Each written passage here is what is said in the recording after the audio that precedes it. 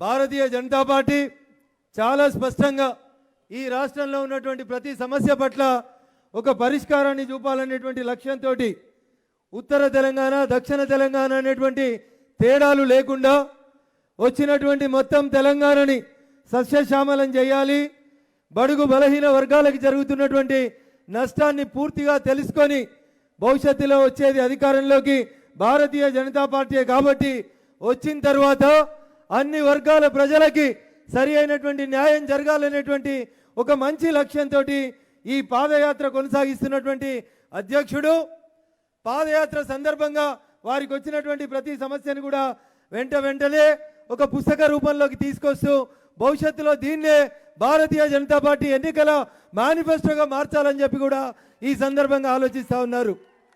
ఎందుకంటే తెలంగాణ ఒక కేసీఆర్ ఒక కేటీఆర్ కొట్లాడితే రాలేదు. సబ్బండ వర్ణాలు అన్ని కులాలు అందరం కలిసి వచ్చి కొట్లాడితే వచ్చినటువంటి తెలంగాణ ఫలితాలని ఒక్క కుటుంబం అనుభవిస్తూ ఉంటే ఈరోజు తెలంగాణలో ఉన్నటువంటి ప్రజానీకం ఆ కుటుంబానికి వ్యతిరేకంగా ఒక రకమైన పోరాటానికి సన్నద్ధమైనట్టు కనబడతా ఉంది. ఆ పోరాటానికి ఏ గడ్డనైతే జై తెలంగాణ అన్నదో, ఏ గడ్డ నుంచి అయితే కేసీఆర్ తన ప్రస్థానాన్ని ప్రారంభించిండో ఆ గడ్డ నుంచే మామ అల్లుళ్ళ అరాచకాలకు వ్యతిరేకంగా మా దుబ్బాక ప్రజలు తిరుగుబాటు చేసి భారతీయ జనతా పార్టీ జెండాను ఎగిరేసిరు. నేను ఆ గడ్డ నుంచి వచ్చిన బిడ్డగా మామ అటు అల్లుడు ఇటు కొడుకు కలిసి చేస్తున్నటువంటి అరాచకాలకి అవినీతికి వ్యతిరేకంగా మా దుబ్బాక ప్రజలు ఇచ్చినటువంటి తీర్పు రేపు దేవరకద్ర ప్రజలు కూడా ఇవ్వాలని చెప్పి నేను ఈ సందర్భంగా మీకు అందరికీ కూడా సవినయంగా విజ్ఞప్తి చేస్తా ఉన్నా. కేసీఆర్ గారు ఈ జిల్లా నుంచి ఎంపీగా పోటీ చేసినప్పుడు చెప్పినాడు, ఈ జిల్లా అనేక రకాలుగా వలసలకు గురైనటువంటి జిల్లా, ప్రజలని దగా చేస్తున్నారు ఇక్కడ ఉన్నటువంటి పాలకులు. నేను ఇక్కడి నుంచి ఎంపీగా గెలిస్తే పాలమూరు జిల్లాలో వలసలు అరికడతా అన్నాడు. ఆయన ఎంపీగా గెలిచిండు, ఆ తర్వాత ఎమ్మెల్యేగా గెలిచిండు, ముఖ్యమంత్రి కూడా అయిండు. కానీ పాలమూరు జిల్లాలో మీరు ఎంపీగా గెలిచిన రోజు జరిగిన వలసలన్నీ ఈ రోజు మూరి ముఖ్యమంత్రి అయినాక 8 సంవత్సరాల తర్వాత మీరు ఆపిన వలసలెన్నో ఒక శ్వేతపత్రం ఈ జిల్లా మంత్రి ఇస్తాడా అని చెప్పి ఈ వేదిక నుంచి నేను ఆయనను ప్రశ్నిస్తా ఉన్నా. ఈ జిల్లా మంత్రి ఏమిస్తాడు? 2 ఇస్తాడు. న్యాయం మాట్లాడితే పోలీసు వాళ్ళని పంపిస్తాడు, నిజాయితీగా మాట్లాడితే భూ కబ్జాలు చేస్తున్నారని కేసులు పెట్టిస్తాడు, ఇంకా మాట్లాడితే సొంత పార్టీ వాళ్ళ మీద కూడా హత్యాయత్నం తప్పుడు కేసులు పెడతాడు ఈ జిల్లా మంత్రి. ఏం చెప్పిండు? ఉద్యోగ సంఘాలకి వచ్చిన ప్రజల కష్టాలు తెలిసినోన్ని, బడుగు బలహీన వర్గాలోని నాకు అధికారం వస్తే పాలమూరు జిల్లాను సస్యశ్యామలం చేస్తా అన్నాడు. ఎవరు సస్యశ్యామలమైనరు? ఎవరి సంపద పెరిగింది? 13 మందిని టీఆర్ఎస్ని గెలిపించారు, ఒక్కరిని కాంగ్రెస్ గెలిపించారు. ఏ మందల గడితేంది, ఏ మందల ఈంతేంది, తెచ్చి మన దొడ్ల కట్టే అనేది కేసీఆర్ గారి నీతి. పాలమూరులో ఒక్కడు కాంగ్రెస్ వాడు గెలిస్తే గెలిచిన ఒక్క కాంగ్రెస్ ఎమ్మెల్యేని నిలుపుకోవడం చేత కాలేదు. కానీ ఇదే జిల్లా ఓడు, ఈ జిల్లా వాళ్ళు బండకేసి కొడితే ఓడిపోయి జిల్లాకెళ్ళి పారిపోయినోడు గింతంత ఉంటాడు. నిన్న ఇవాళ పిసిసి అధ్యక్షుడు అయితే బాగా మాట్లాడుతూ ఉన్నాడు. ఏమన్నాడు? భారతీయ జనతా పార్టీ యాడున్నది అని అడిగిండు. రా బిడ్డ, పక్కనే కదా నీ కొడంగల్, జరగిడికి వచ్చి దేవరకద్రకు వచ్చి చూడు, కనబడుతుంది భారతీయ జనతా పార్టీ నాయకులు కార్యకర్తల సంఖ్య. భారతీయ జనతా పార్టీ బలం, భారతీయ జనతా పార్టీ కార్యకర్తలు. నీకు 18 మంది ఎమ్మెల్యేలను గెలిపిస్తే 6 మిగిలిరు. మిగిలిన 6లో 3 గోడ మీద ఉన్నారు.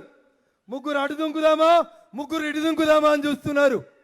ఈయన చెప్తాడు మొత్తం రేపు భారతీయ జనతా పార్టీ కాదు మాకే ఓటేస్తారని నిన్న పేపర్లలో ముచ్చట్లు చెప్తాడు. నేను అడుగుతున్నా రేవంత్ రెడ్డి గారిని, నీ పాలమూరు జిల్లాలో గెలిచిన ఒక్క ఎమ్మెల్యేని నిలబెట్టుకోవడం చేత గాని నీకు ఈ పాలమూరు రేపు ఎందుకు ఓటేయాలో చెప్పాలి. కొడంగల్కి 2 సార్లు గెలిపిస్తే ఏ రోజు కూడా కొడంగల్ ప్రజలకి నువ్వు అందుబాటులో లేవనే ప్రజలు నిన్ను కొడంగల్లో ఓడించారు. ఇవి వాస్తవాలైతే ఆయన చెప్తాడు నాగార్జున సాగర్లో, హుజూర్ నగర్లో బీజేపీకి డిపాజిట్ వచ్చిందా అని నిన్న ఒక టీవీలో మాట్లాడుతూ అడుగుతాడు. అయ్యా రేవంత్ గారు, నేను అడుగుతున్నా నిన్ను, దుబ్బాకలో మీకు డిపాజిట్ వచ్చిందా? హుజురాబాద్లో నీ ఓట్లన్నీ, నీ సభ్యత్వం ఎంత? పోయిన ఎన్నికలలో నీకు వచ్చిన ఓట్లన్నీ ఒక్కసారి రేవంత్ రెడ్డి పాలమూరుకు వచ్చి సమాధానం చెప్పాలి. బాగా మాట్లాడుతూ ఉన్నారు, మెల్లగా మాట్లాడుతూ ఉన్నారు బీజేపీ వాళ్ళు. మాకేమవుతుందని అనుకుంటున్నారేమో. ప్రతి భారతీయ జనతా పార్టీ కార్యకర్త 3 విషయాల్ని మనం గుర్తుపెట్టుకోవాలి. ఒకటి, కుల పార్టీలతోటి కొట్లాడాలి, కుటుంబ పార్టీలతోటి కొట్లాడాలి, అటు కమ్యూనిస్టు పార్టీలతోటి కొట్లాడాలి. ఈ ముగ్గురితోటి కొట్లాడాల్సినటువంటి అవసరం ఈ పాలమూరు జిల్లా లోపల కూడా ఎక్కువ వచ్చింది మనకి. ఇలా నేను అడుగుతున్నా రేవంత్ రెడ్డి గారు, ఎందుకు రాహుల్ గాంధీని ఉస్మానియా యూనివర్సిటీకి ఎందుకు రానియాలన్నా ఒక్కదానికి సమాధానం చెప్పు. తెలంగాణ ఇస్తామని 2004లో చెప్పి 2014 దాకా తెలంగాణ ఇయ్యక 1200 మంది తెలంగాణ బిడ్డలని చంపినందుకు రాహుల్ గాంధీని ఉస్మానియాకు రానియాలన్నా? రేపు ఉస్మానియా ప్రజానికం, ఉస్మానియా విద్యార్థులు ఆలోచించాలి. అనేక మంది పిహెచ్డి చేస్తున్నటువంటి విద్యార్థులు ఉస్మానియా యూనివర్సిటీలో చచ్చిపోయినరు. ఆఖరికి యాదిరెడ్డి అనే ఒక సోదరుడు పట్నంలో చచ్చిపోతే కాంగ్రెస్ వల్ల కళ్ళు కనబడతలేవు, ఢిల్లీకి పోయి చచ్చిపోతామని యాదిరెడ్డి ఢిల్లీకి పోయి పార్లమెంట్ సమీపంలో ఆత్మహత్య చేసుకున్నాడు.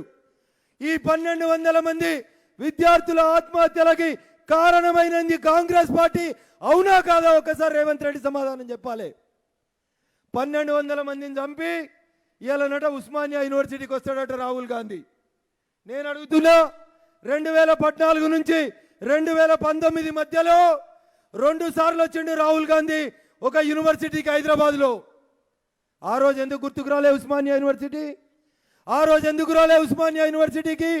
ఆ రోజు ఎందుకు ఉస్మానియా విద్యార్థుల త్యాగాలు రాహుల్ గాంధీ గుర్తుకు రాలేదు? ఈ రోజు ఎందుకు వస్తున్నారంటే, రోజు రోజుకి తెలంగాణలో భారతీయ జనతా పార్టీ బలం దాన్ని అడ్డుకోవడం ఎట్లనో అర్థం కాక ఒక కన్ఫ్యూజన్ క్రియేట్ చేసేందుకు పర్మిషన్ ఇస్తలేరని తొంపు పెట్టి రోజు నాటకాలకు ఉస్మానియా యూనివర్సిటీని వేదికగా వాడుకోవాలని కాంగ్రెస్ పార్టీ చూస్తూ ఉంది. అందుకని నేను ఉస్మానియా యూనివర్సిటీ నుంచి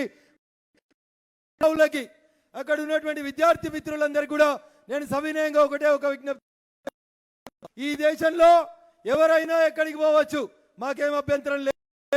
రాహుల్ గాంధీ యూనివర్సిటీకి రావాలంటే 1200 మంది అమరవీరుల కుటుంబాలకి క్షమాపణ చెప్పి ఉస్మానియా గడ్డ మీదకి రావాలని చెప్పి భారతీయ జనతా పార్టీ పక్షాన డిమాండ్ చేస్తా ఉన్నాం. ఏం వెలుగబెట్టిరు? కాంగ్రెస్ అధికారంలో ఉన్న రోజు Sushma Swaraj Bharatiya Janata party parliamentary party నాయకురాలు ఉస్మానియా యూనివర్సిటీలో సభ. ఈ కాంగ్రెస్ పార్టీ ఆ రోజు అనుమతి ఇచ్చిందా? ఒక్కసారి వెనక్కి తిరిగి చూసి యాద్ చేసుకో అని చెప్పి ఈ సందర్భంగా మనం రేవంత్ రెడ్డి గుర్తు చేయాలి. గురువింజ కింద తన నలిపారు కదన్నట్టు చేసిన పాపాలు మీయి. మేమంతా జై తెలంగాణ అంటే తుపాకులు పట్టుకొని కరీంనగర్ వచ్చినాడు ఇదే రేవంత్ రెడ్డి తెలంగాణకు వ్యతిరేకంగా. ఇవాళ వీళ్ళు వచ్చంట ఉస్మానియా యూనివర్సిటీలో మీకు మాకందరికి శుద్ధులు చెప్తారంట. తెలంగాణ ప్రజల అమాయకులు కాదు, తెలంగాణ సమాజం ఇవాళ ఆలోచిస్తుంది. 10 ఏళ్ళు కాంగ్రెస్కి ఇచ్చిండ్రు, 10 ఏళ్ళు తెలుగుదేశంకి అధికారం ఇచ్చిండ్రు, బాగా కొట్లాడి తెచ్చినా అని ప్రజల్ని నమ్మిస్తే కేసీఆర్ కూడా 10 ఏళ్ళ అవకాశం ఇచ్చిండ్రు. అన్ని పార్టీలను చూసింది తెలంగాణ సమాజం, మిగిలింది ఒకే ఒక పార్టీ భారతీయ జనతా పార్టీకి మాత్రం ఇప్పటిదాకా ఈ రాష్ట్రంలో అవకాశం రాలేదు. అందుకని దయచేసి నేను మీకు అందరికి చేసేటువంటి విజ్ఞప్తి ఒకటే, పాలమూరులో బీజేపీ ఏడుందని చెప్పి నిన్న రేవంత్ రెడ్డి అడిగిండు. ఉందా లేదా పాలమూరులో బీజేపీ అన్న? ఉందా లేదా? ఒకసారి ఆ రేవంత్ రెడ్డి అనడానికి వినబడేదాకా చెప్పాలి గట్టిగా, ఉందా లేదా భారతీయ జనతా పార్టీ? రేపో మాపో నీ కొడంగల్ కూడా వస్తాం, ఆడనే లెక్క తెలుసుకుంటాం. మీ కాంగ్రెస్ ఎంత, మా బీజేపీ ఎంత కూడా లెక్క తెలుసుకుంటాం. భారతీయ జనతా పార్టీకి బుడ్రకాని మాటలకి, ఈ ఉడత ఊపులకి భయపడేటువంటి పార్టీ కాదని చెప్పి అటు శ్రీనివాస్ గౌడ్ కానీ ఇటు రేవంత్ రెడ్డి కానీ ఇద్దరు అర్థం చేసుకోవాలని చెప్పి ఈ దేవరగద్ర ప్లాట్ఫామ్ నుంచి నేను వారిద్దరికి కూడా హితవు చెప్తా ఉన్నా. చంద్రశేఖరరావు గారికి నిజంగా నిజాయితీ ఉంటే, నిజంగా చిత్తశుద్ధి ఉంటే పాలమూరు జిల్లా వలసల మీద బండి సంజయ్ గారు ఈ జిల్లాలోంచి బయటికి వచ్చేలోపు ఒక శ్వేతపత్రం విడుదల చేయాలని చెప్పి భారతీయ జనతా పార్టీ పక్షాన ఈరోజు మేము డిమాండ్ చేస్తూ ఉన్నాం. వలసలు ఆగలేదు, పాలమూరు రంగారెడ్డి పూర్తి కాలేదు, ఆఖరికి గెలిపించిన ఈ జిల్లా ఈ రోజుకే పచ్చగా కలకల్లాడాల్సినటువంటి అవసరం ఉండే. రోడ్డంబడి నడుస్తుంటే కనీసం ఒక చెట్టు కనబడతలేదు రోడ్డు పక్కన సేద తీరేందుకు. ఇది పాలమూరు జిల్లా పరిస్థితి. ఏడబోయింది హరితహారం, ఏడబోయినాయి మీరు పెట్టిన మొక్కలు. ఎందుకు పాలమూరు పచ్చగా కాలేదో రేపు ఒకసారి గణాంకాలు చెప్పాలని ఈ జిల్లా మంత్రిని నేను డిమాండ్ చేస్తా ఉన్నాను. అన్న చెప్తా ఉన్నాడు, కేసీఆర్ సార్ దోస్తులు ఎక్కువ అయినారు, కిరాణం దుకాణాల కంటే ఎక్కువ బెల్ట్ షాపులు అయినాయి, పైసలు మాత్రం బాధాప్తా వసూలు చేస్తున్నారు, ఎడమ చేత 2000 పింఛన్ ఇస్తున్నారు, కుడి చేత 5000 బెల్ట్ షాపులో కట్టిస్తా ఉన్నారు. ఇది తెరాస పాలనలో జరుగుతుంది. హాయ్ ఫ్రెండ్స్, మా టుడే టుమారో యూట్యూబ్ ఛానల్ చూస్తున్నందుకు చాలా థ్యాంక్స్. మరిన్ని లేటెస్ట్ వీడియోస్ కోసం వెంటనే సబ్స్క్రైబ్ చేయండి. అలాగే ఈ బెల్ ని కూడా రింగ్ చేసేయండి.